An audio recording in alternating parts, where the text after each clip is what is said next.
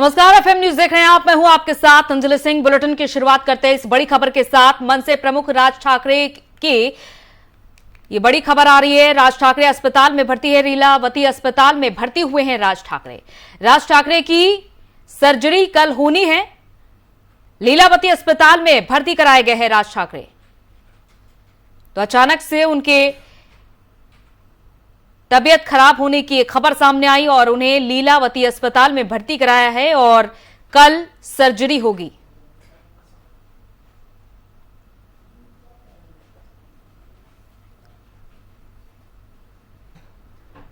मनसे प्रमुख राज ठाकरे जो लगातार अपने बयानों को लेकर सुर्खियों में रहे और अचानक से उनके तबीयत बिगड़ने की एक खबर सामने आई, जिसके बाद उन्हें अस्पताल में भर्ती कराया गया और कल राज ठाकरे की सर्जरी होनी है।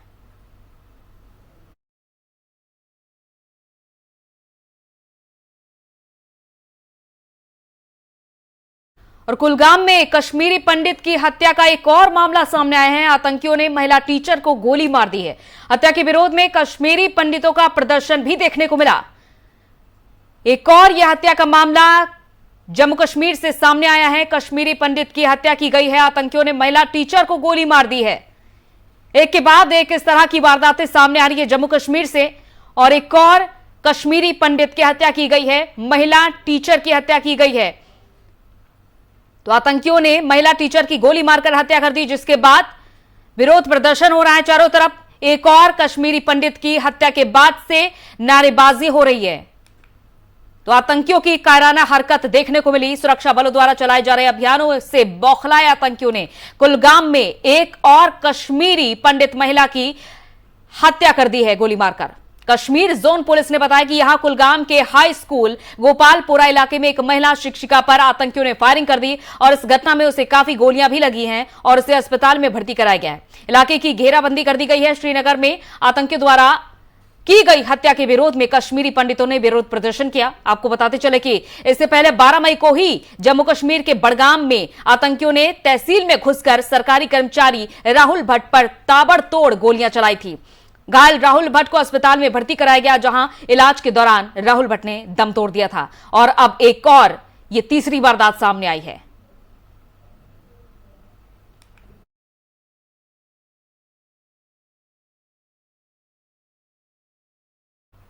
और दिल्ली के स्वास्थ्य मंत्री सत्येंद्र जैन को प्रवर्तन निदेशालय ने सोमवार को मनी लॉन्ड्रिंग के एक मामले में गिरफ्तार किया है।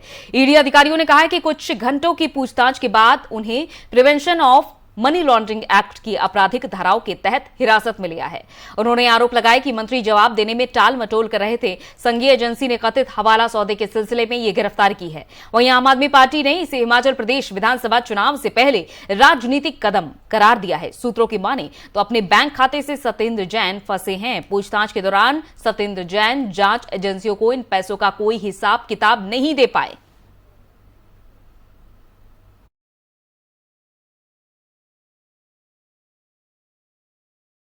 और सत्येंद्र जैन की गिरफ्तारी के बाद दिल्ली के मुख्यमंत्री और आम आदमी पार्टी संयोजक अरविंद केजरीवाल ने बयान दिया है। उन्होंने कहा है कि सत्येंद्र जैन का केस बिल्कुल फर्जी है और राजनीति से प्रेरित है। तो वहीं दूसरी तरफ आम आदमी पार्टी सांसद संजय सिंह ने भी गिरफ्तारी के लिए तमाम बड़ी बातें कही हैं। सुनिए।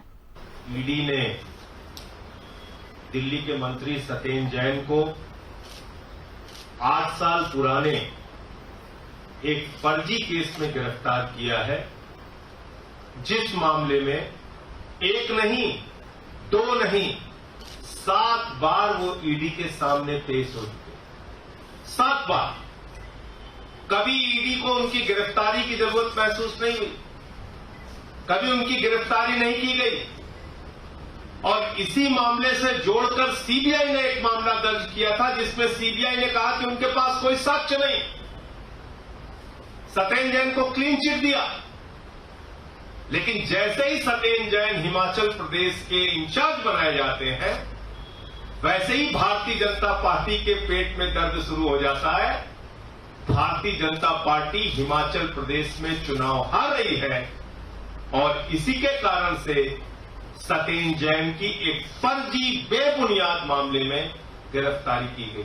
तो जांच एजेंसियों के दुरुपयोग का एक बार फिर से मामला सामने आया है जल्द ही सतेन जैन छूटकर बाहर आएंगे, क्योंकि ये एक बेबुनियाद, फर्जी, निराधार केस है। इसके साथ साथ मैं ये भी कहना चाहता हूं कि भारतीय जनता पार्टी ऐसे एक नहीं अनेक हथकंडे अपनाएगी, अपना ले। आम आदमी पार्टी हिमाचल प्रदेश का चुनाव मजबूती से लड़ेगी और बीजेपी हिमाचल में हार रही है, उसकी बौखलाहट है। वहीं केंद्र में मोदी सरकार के 8 साल पूरे होने पर मेगा जश्न हो रहा है। शिमला के रिज मैदान में गरीब कल्याण सम्मेलन का आयोजन हुआ। पीएम मोदी से देश भर से करीब 17 लाख लोग वर्चुअली जुड़े, जिनमें कई प्रदेश के मुख्यमंत्री और केंद्रीय मंत्री भी शामिल रहे। केंद्र सरकार की मुख्य 16 योजनाओं के लाभार्थियों के साथ पीएम ने वर्चुअली संवाद किया और इस कार्यक्रम के दौरान पीएम मोदी 21,000 करोड़ से ज्यादा की किसान सम्मान सेवा निधि की 11वीं किश्त के रूप में जारी किया है। शिमला पहुंचने पर पीएम का फूल बरसाकर स्वागत किया गया। तो मोदी सरकार के बड़े फैसले, मेक इन इंडिया, स्वच्छ भारत। मेक इन इंडिया के तहत स्वच्छ भारत अभियान की शुरुआत की गई। नोटबंदी और जीएसटी जैसे महत्वपूर्ण कदम उठाए मोदी सरकार ने। तो इस तरह से एक के बाद एक बड़े फैसले लिए हैं। ट्रिपल तलाक अपराध बन गया है, जिस पर पूरे देश में लंबी बहस भी छिड़ी। अनुच्छेद 370 और सीएए, एनआरसी जैसे बड़े फैसले लिए मोदी सरकार ने। कोविड लॉकडाउन और टीकाकरण की शुरुआत की गई। नीति आयोग और सेंट्रल विस्टा की भी शुरुआत की गई, यानी कि एक नया रंग रूप दिया गया। कृषि कानून घोषणा और वापसी का बड़ा फैसला लिया मोदी सरकार ने। उज्ज्वला, जनधन और आयुष्मान भारत जैसे सुविधाएं भी दी गईं। 8 साल में 8 बड़ी योजनाएं, जिसमें कि जनधन योजना हर गरीब तबके को लाभ पहुंचाने का एक बड़ा निर्णय। उज्ज्वला योजना के तहत हर घर में मुफ्त सिलेंडर की योजना। किसान सम्मान निधि योजना के तहत किसानों को उनके खाते में 2,000 रुपए मासिक पहुंचाए जाते हैं। आयुष्मान भारत योजना के तहत हेल्थ कार्ड इशू कराया जाता है।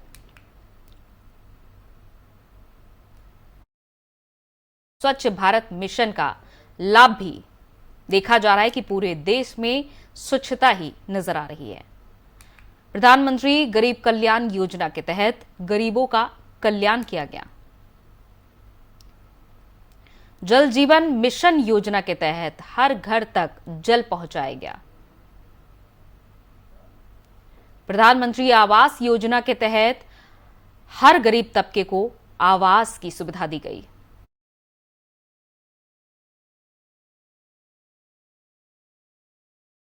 2014 से पहले की सरकार ने भ्रष्टाचार को सिस्टम का जरूरी हिस्सा मान लिया था। तब की सरकार भ्रष्टाचार से लड़ने की बजाय उसके आगे घुटने टेक चुकी थी। तब देश देख रहा था कि योजनाओं का पैसा जरूरतमंद तक पहुंचने के पहले ही लूट जाता है। लेकिन आज चर्चा जनधन खातों से मिलने वाले फायदों की हो रही है। जनधन, आधार और मोबाइल से बनी त्रिशक्ति की हो रही है। पहले रसोई में धुआं सहने की मजबूरी थी, आज उज्ज्वला योजना से सिलेंडर पाने की सहूलियत है। पहले खुले में शौच की बेबसी थी, आज घर में शौचालय बनवाकर सम्मान से जीने की आजादी है। पहले इलाज के लिए पैसे जुटाने की बेबसी थी, आज हर गरीब को आयुष्मान भारत का सहारा है।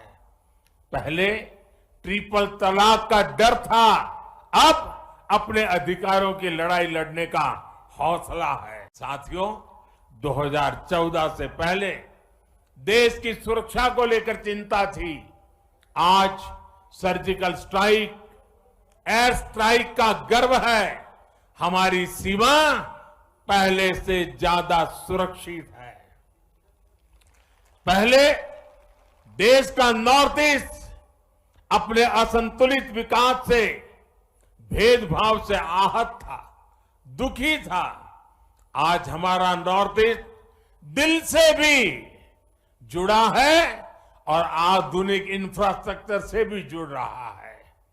सेवा, सुशासन और गरीबों के कल्याण के लिए बनी हमारी योजनाओं ने लोगों के लिए सरकार के मायने ही बदल दिए हैं। अब सरकार माई बाप नहीं है, वो वक्त चला गया। अब सरकार सेवक है, सेवक, जनता जनार्दन। और मोदी सरकार के 8 साल पूरे होने पर शिमला में भव्य कार्यक्रम का आयोजन हुआ। शिमला में पीएम मोदी का खूब स्वागत हुआ और इस दौरान सड़कों पर लोगों का हुजूम भी देखने को मिला। बीच सड़क पर पीएम का काफिला रुकते ही सब हैरान हो गए। दरअसल एक छोटी सी बच्ची ने एक बड़ी भेंट की। पीएम मोदी की मां की पेंटिंग लिए खड़ी हुई एक बच्ची नजर आई, जिसके बाद पीएम नरेंद्र मोदी ने गाड़ी रुकवाकर बच्ची से मुलाकात की और पेंटिंग भी ली।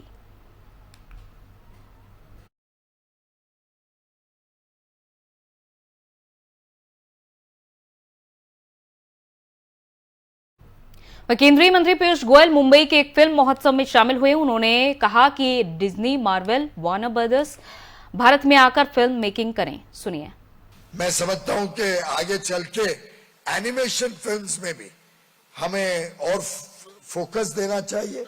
बहुत असीम संभावनाएं हैं एनिमेशन फिल्म्स की और उसमें हमारी नई पीढ़ी को मैसेज देना भी बड़ा सरल हो जाता है। और मैं तो चाहूंगा कि अब डिज्नी हो या वार्नर ब्रदर्स हो, मार्वल स्टूडियोज हो, ये बड़े बड़े अब जो कंपनियां हैं वो भी भारत में आके फिल्म्स बनाए। फिल्म मेकिंग का कॉस्ट भी कम होगा। हमारे आर्टिस्ट का हुनर भी बहुत अच्छा है, बहुत अच्छा टैलेंट रखते हैं, बहुत अच्छे स्किल्स हैं, चाहे फोटोग्राफी हो, स्क्रिप्ट राइटिंग हो, एक्टिंग हो, अलग अलग जो इस दुनिया के साथ जुड़े हुए कामकाज है उसमें हमारे पास बहुत अच्छा टैलेंट है। और मेरा मानना है कि आगे चल के इस टैलेंट को भारत विश्व में भी अपना नाम कमाएगा, ये मुझे स्पष्ट आगे चल के दिखता है। और इसी के माध्यम से करोड़ों युवा युवतियों को, आर्टिस्ट को रोजगार का भी साधन मिल सकता है। मैं समझता हूं कांग्रेस ने राज्यसभा के लिए अपने उम्मीदवारों के नामों की घोषणा की, जिसमें पवन खेड़ा का नाम नहीं था, जिसके बाद से खेड़ा नाराज हैं। उन्होंने ट्वीट किया, अब उनका बयान सामने आया है। साथियों, आप सबको बहुत बहुत शुक्रिया। आपने मेरी हौसला अफजाई की, अच्छी अच्छी बातें कही, सोचने पर भी मजबूर किया। हम क्या पद की लड़ाई लड़ रहे हैं? हमारी महत्वाकांक्षा क्या है? किसी पद पर आ जाना नहीं। हमारी महत्वाकांक्षा है कांग्रेस के विचारधारा के अनुसार अंतिम व्यक्ति के हक की लड़ाई लड़ना और उस जहरीली विचारधारा को परास्त करना। आप लोग हजारों की संख्या में रोज सुबह से शाम तक बिना किसी पद के लड़ रहे हैं। आपका जज्बा मुझे सिखाता है सोनिया जी का रास्ता, जहां उन्होंने पद को ठुकराया और हमारी विचारधारा को एक मजबूती दी। यह दो प्रेरणा हमारे पास हैं, तो हमें क्यों घबराना किसी बात से?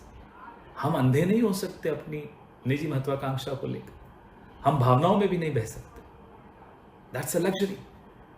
To get carried away by personal ambition और to get carried away by emotion is a luxury we can't afford. यह लड़ाई लंबी है, हमारी विचारधारा की लड़ाई है। और हरिवंश राय बच्चन कहते थे, जलने से भयभीत न जो हो, आए मेरी मधुशाला। आइए कंधे से कंधा मिलाकर लड़ें, अपनी विचारधारा को मजबूती दें और उस जहरीली विचारधारा को हराएं। यह संभव है। जय हिंद, जय कांग्रेस। चलिए, इसी के साथ इस बुलेटिन में इतना ही। इजाजत दीजिए। नमस्कार।